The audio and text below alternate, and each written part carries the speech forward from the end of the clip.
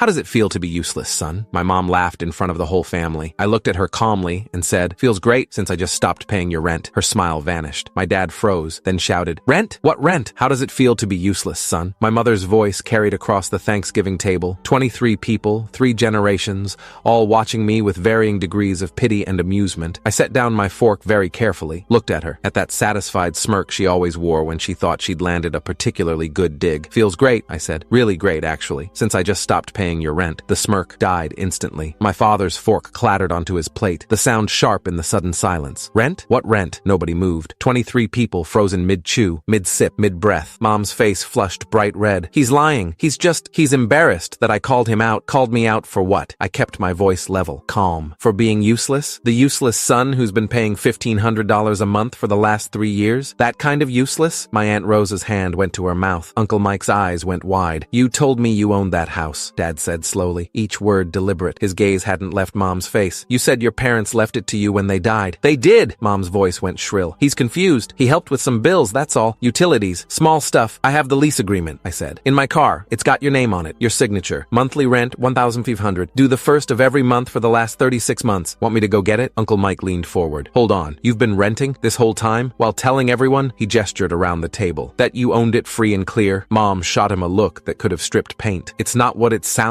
like. It sounds like you've been lying to everyone for 3 years, my sister Daniela said quietly. She was staring at Mom like she'd never seen her before. While making fun of Marcus for living in that tiny apartment, the 650-square-foot studio in a building with paper-thin walls and a parking lot that flooded when it rained. I'd chosen it specifically because it was $800 a month, cheap enough that I could afford Mom's rent on top of my own. Marcus, my grandmother said carefully. She was 83, sharp as ever, watching this unfold with the intensity of someone doing complex math in her head. How long did you say you've been paying? 3 years, since November 2021, right after the divorce finalized. I looked at Dad. Remember, when Mom said she was going to lose everything because you'd taken it all in the settlement? Dad's face had gone very pale. I didn't take anything. We split everything 50-50. The cars, the bank accounts, the retirement funds. I know that now, I said. I looked at the divorce decree 6 months ago. Community property, split down the middle. She got $47,000 from the settlement. Plus, she kept her car. Then where did the money go? Daniela asked. I pulled out my phone, opened my banking app, turned it so everyone at my end of the table could see the transaction history. November 2021. Maria Herrera, 1500 December 2021. Maria Herrera, 1500 January 2022. Maria Herrera, 1500 scrolled down, and down, and down. August 2024. Maria Herrera, 500 September 2024. Maria Herrera, $500. October 2024. Maria Herrera, $500. 36 payments. $54,000. Jesus Christ, Uncle Mike breathed. Plus groceries, I added. Twice a month I'd buy her groceries, about $200 each trip. That's another $14,000 give or take. And her car insurance, $200 a month, another $7,000 over 3 years. I did the math out loud. $75,000. That's what the useless son has paid over 3 years. My cousin Jennifer, the successful one, the lawyer everyone compared me to, was staring at her plate. Marcus,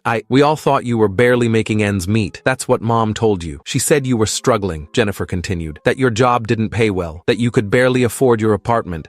She glanced at her husband. We took you out to dinner last month, insisted on paying because we felt sorry for you. I remembered that dinner, the pitying looks, the careful questions about whether I'd thought about going back to school or learning a trade, the 20-minute speech from Jennifer's husband about how it's never too late to turn things around. I'd paid Mom's rent 3 days later, like always. How much does your apartment cost? Dad asked. His voice was very quiet. $800 a month. The table went silent again, everyone doing the math. I'd been spending nearly double on my mother than on myself. And your car payment? Dad pressed. Don't have one. I bought my Honda used for cash 4 years ago. Groceries for yourself? Maybe $200 a month. I eat a lot of pasta and rice. Marcus, Daniela's voice cracked. Why didn't you tell us? Mom asked me not to. Said it would embarrass her if people knew she needed help. Said it was between us. That family helps family quietly without making a big deal about it. Family helps family, my grandmother repeated slowly. She was looking at Mom with an expression I'd never seen before. Cold, calculating. Is that what you told him, Maria? Mom's mouth opened, closed. I didn't. He's twisting this. How much do you make at your job? Uncle Mike asked Mom directly. That's none of your business. You work part-time at Target, Daniela said. You've told us. 20 hours a week. Minimum wage in Texas is $7.25. That's what, maybe $600 a month after taxes? My job is very stressful. So you're bringing in about $600 a month, Uncle Mike continued, ignoring her. Your rent is $1,500. Marcus was paying that, plus groceries, plus car insurance.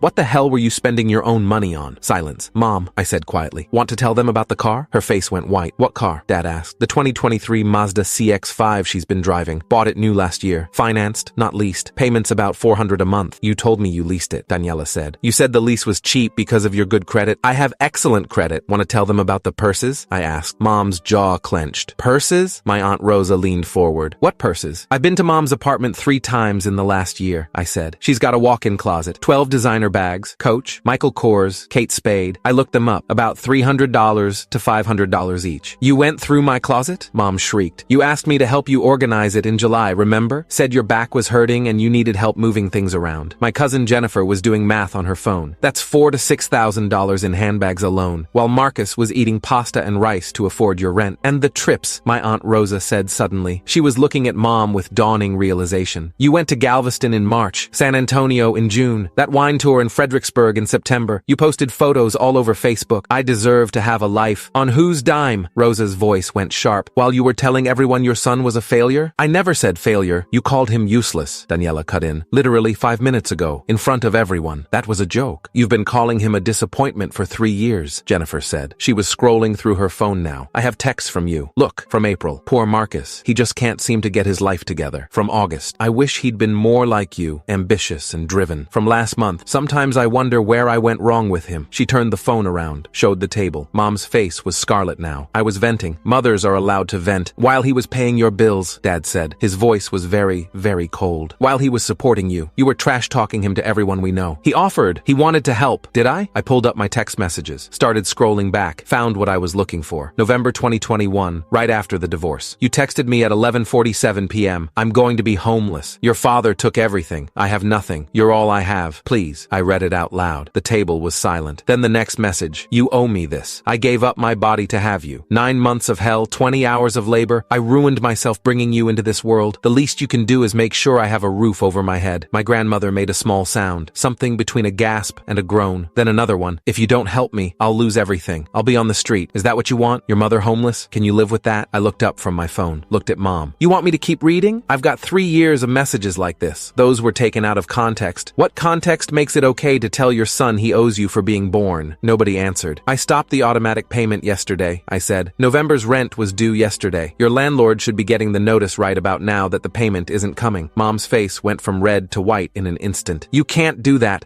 I'll be homeless. You said I was useless. Useless people don't pay $1,500 a month in rent. You can't just abandon me like you abandoned any sense of decency? Daniela's voice was shaking. My God, Mom, how could you? He's my son. He's supposed to take care of me. You're 52 years old, Dad exploded. He slammed his hand on the table. Glasses rattled. You're not elderly. You're not disabled. You work part-time by choice because you don't like being tied down. And you've been bleeding your son dry while mocking him to everyone who'll listen? I have expenses. You have 12 designer handbags, Daniela shouted. I've seen them. You showed them to me. You were bragging about them. I deserve nice things. On your son's dime while calling him useless? My grandmother's voice cut through the chaos. Everyone went quiet. While he lives in a closet and eats pasta so you can go on wine tours? Mom looked around the table. Every single person was staring at her with expressions ranging from disgust to outright fury. Fine. She grabbed her purse, a Kate Spade, I noticed, probably $400, and stood up. You want to see me fail? You want to watch me lose everything? Fine. Let's see how you all feel when I'm living in my car. You won't be living in your car, I said calmly. You'll figure something out. Get a full-time job. Find a roommate. Move to a cheaper apartment. You know, the things you've been telling me I should do for 3 years. You're abandoning your mother. No, I'm stopping being your ATM. There's a difference. You'll regret this. The only thing I regret is not doing it sooner. Mom looked at Dad. Are you going to let him do this to me? Dad leaned back in his chair, crossed his arms. You lied to me for 3 years. Lied to everyone. Made our son into a piggy bank while destroying his reputation. Yeah, Maria, I'm going to let him do this. You're all ganging up on me. I'm the victim here. The victim? My Aunt Rosa stood up. She was a small woman, barely 5 feet tall, but her voice filled the room. The victim is the kid who's been eating rice and beans so you can carry designer bags. Get out of my house. This is Thanksgiving. Get out. Mom looked around one more time, waiting for someone to defend her, to tell me I was being too harsh, to remind everyone that family is family. Nobody said a word. She left. The door slammed hard enough to rattle the windows. For a long moment, nobody moved. Then my grandmother got up, came around the table, and pulled me into a hug. I'm sorry, she whispered. We all believed her. We should have known better. It's okay, abuela. No, mijo, it's not. But it will be. My phone started buzzing at 8:47 p.m. I was back at my apartment, my tiny $800 a month studio, lying on my couch couch and staring at the ceiling, feeling simultaneously relieved and guilty and exhausted. The first call was from a number I didn't recognize. I let it go to voicemail. The voicemail notification popped up 30 seconds later. I played it on speaker. Mr. Herrera, this is David Chen from Parkside Property Management. Your mother just called me in a panic saying November's rent payment was a mistake. She's demanding I accept a personal check. I wanted to confirm with you, are you no longer handling her rent payments? I called him back. Mr. Chen, this is Marcus Herrera. That's correct. I'm no longer paying my mother's rent. As of yesterday, I closed the automatic payment account. Whatever arrangement she wants to make with you is between you and her. Understood. I appreciate the heads up. A pause. Mr. Herrera, I probably shouldn't tell you this, but for what it's worth, she's 2 months behind on utilities. The electric company and water department have both contacted me. I've been waiting for your rent payment to clear before starting eviction proceedings. My stomach dropped. 2 months? Yes, sir. So she's actually behind about $1,800 total. Rent plus utilities. I'll need to see that cleared before the end of the month or I'll have to file. That's between you and her. I'm not involved anymore. Fair enough. Have a good evening. I hung up and stared at my phone. 2 months behind on utilities, while I'd been paying her rent faithfully every month. What the hell had she been spending her money on? The calls kept coming. 9:15 p.m. Mom, from a number I didn't recognize. Probably borrowed someone's phone since I'd blocked her usual number months ago. I declined it. 9:18 p.m. Mom again. Declined. 9:22 p.m. A text from Daniela. Are you okay? I replied, yeah, weird, but okay. You? Dad's been on the phone with lawyers for an hour. He's going back through the divorce settlement. Thinks Mom might have lied about other things too. Probably. I'm sorry we didn't see it. We should have. Not your fault. She's good at hiding things. 9:45 p.m. Uncle Mike called. Hey, I answered. Marcus, how you holding up? I'm okay. Listen, your aunt and I were talking. That apartment you're in, how's the lease situation? Month to month. Why? Because we've got a rental property in Cedar Park. 2-bedroom, 1 bath, nothing fancy, but it's clean and safe. We're asking $1,100 a month, but I'll do $900 for you. You deserve better than that shoebox you're in. My throat went tight. Uncle Mike, I can't. You can. You've been living below your means for 3 years to support someone who didn't appreciate it. Time to take care of yourself. I'll think about it. Don't think too long. Offer expires when you come to your senses. He hung up before I could argue. 10:30. Dad called. Son, you got a minute? Yeah, I went through everything. The divorce papers, the financial disclosures, the settlement agreement. Your mother lied about a lot of things. Like what? She told you I took everything in the divorce. That's not true. We split assets 50-50. She got $47,000 in cash from the sale of the house, plus her car, plus half my 401k, another $32,000. She walked away with almost $80,000. I felt sick. She told me she got nothing. I know. She told me the same thing in reverse. Said you'd been helping her because I'd left her destitute. His voice went rough. I'm sorry. I should have verified. Should have asked more questions. It's not your fault, Dad. It is, though. I knew she had a tendency to manipulate. That's part of why I left. But I never thought she'd do it to her own kids. We sat in silence for a moment. Marcus, I want to help. Let me cover your rent for a few months. Or help you move to something better. Whatever you need. I'm okay, Dad. Really. You've been eating rice and beans for 3 years. And now, I don't have to. I can actually afford real food. I'm good. The offer stands. Anything you need. Thanks, Dad. 11:47 p.m. Another voicemail from the same unknown number. Mom again, probably. I almost didn't listen to it, but curiosity won. Marcus, please, I'm begging you. I don't have the rent money. I don't have the utility money.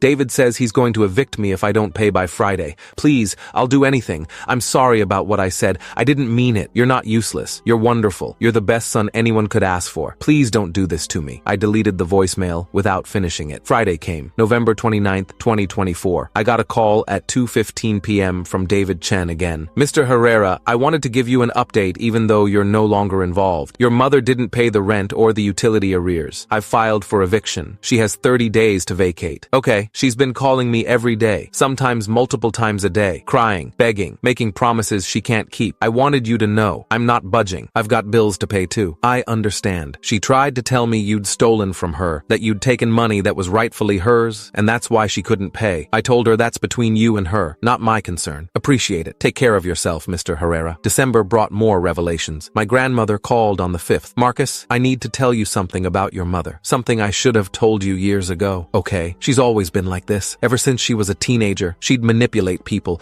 lie to get what she wanted, play the victim when things didn't go her way. Why didn't you say anything? Because she's my daughter, and I kept thinking she'd grow out of it, that having children would change her, that responsibility would mature her. A heavy sigh. I was wrong. Abuela, no, let me finish. When you started paying her rent, I thought it was temporary, a few months to get her back on her feet. But 3 years? I should have asked more questions, should have checked on you. I'm sorry, mijo. It's not your fault. It is. We're family. We're supposed to look out for each other, and we all failed you. After we hung up, I sat in my apartment, my small, affordable, suddenly comfortable apartment, and cried for the first time in 3 years. Not for what I'd lost, for what I'd never had. Christmas was strange. strange. The family gathering was at Daniela's house this year. Smaller, just immediate family. Mom wasn't invited. Dad brought his new girlfriend, a woman named Patricia who taught middle school English and laughed at his bad jokes. She was nice, normal. Daniela's husband grilled steaks. Uncle Mike brought his famous potato salad. Abuela made tamales. And I brought wine. Good wine. The expensive kind I'd never let myself buy before. To Marcus, Dad said, raising his glass, for teaching us all what self-respect looks like. To Marcus, everyone echoed. We ate, we laughed, we played board games and argued about the rules and took too many pictures. It felt like family, real family, not the obligatory kind, the chosen kind. Mom called on Christmas Day. I'd unblocked her number, seemed petty to keep it blocked forever. The call came at 9:47 p.m. I answered. Merry Christmas, she said. Her voice was small, different. Merry Christmas, Mom. I wanted to apologize for everything, for how I treated you, for the things I said, for taking advantage of you. Okay? I got evicted. I'm staying with a friend right now. Her couch. It's temporary. I'm sorry to hear that. I got a full-time job at Target. 40 hours a week. It's hard. My feet hurt all the time, but I'm doing it. That's good. A long pause. Do you think you'll ever forgive me? I thought about that. Really thought about it. Maybe, I said finally, but not today. And not because you're struggling. Forgiveness doesn't work like that. I know. If you want a relationship with me, it has to be real. No more manipulation. No more guilt trips. No more lies. I understand. And I'm never paying your bills again. Ever. Even if you're really, truly struggling, you're an adult. You figure it out. I know. Okay. Another pause. Merry Christmas, Marcus. I do love you, even if I'm terrible at showing it. Merry Christmas, Mom. I hung up. I didn't believe her. Not yet. Maybe not ever. But it was a start. January 15th, 2025. I signed a lease on Uncle Mike's rental property. 2 bedrooms, 1 bath, small backyard, $900 a month. Felt like a mansion after the studio. I bought a real dining table, a decent couch, a bed that wasn't a futon. Started taking cooking classes at the community college. Learned to make things that weren't pasta or rice. Gained back the 15 pounds I'd lost over 3 years of budgeting. Started dating a woman named Sarah I'd met at the cooking class. She was a paralegal, funny, kind, didn't ask me for money. I told her about Mom on the 3rd date, the whole story. Expected her to run. She didn't. My brother's like that, she said. Not with money, with emotional manipulation. I had to cut him off 2 years ago. Was it hard? Hardest thing I've ever done, but also the most necessary. We understood each other. March 2025. Mom called again. I have my own apartment now. 1 bedroom, $850 a month. I'm making it work. That's great, Mom. I wanted you to know I'm doing it on my own. No help. I'm proud of you. Really? Really. She started calling once a month after that, just to talk. About work, about life, about nothing in particular. I kept the calls short, friendly but boundaried. It wasn't the relationship we used to have. It was better. Thanksgiving 2025. We were back at Aunt Rosa's house, the whole family, even some cousins who hadn't come last year,